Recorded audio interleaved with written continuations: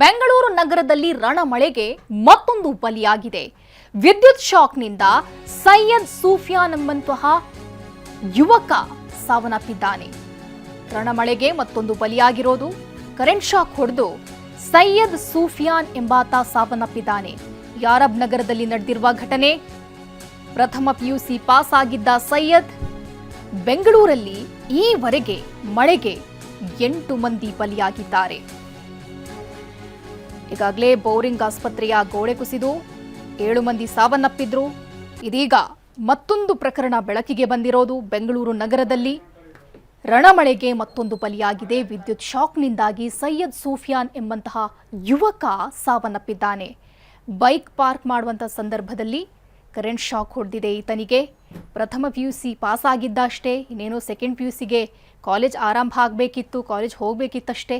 ಅಷ್ಟರಲ್ಲೇ ಈ ಯುವಕ ಇದೀಗ ಮಳೆಗೆ ಬಲಿಯಾಗಿರೋದು. ಕರೆಂಟ್ ಶಾಕ್ ಹೊಡೆದು ಈ ಯುವಕ ಇದೀಗ ಸಾವನ್ನಪ್ಪಿದ್ದಾನೆ.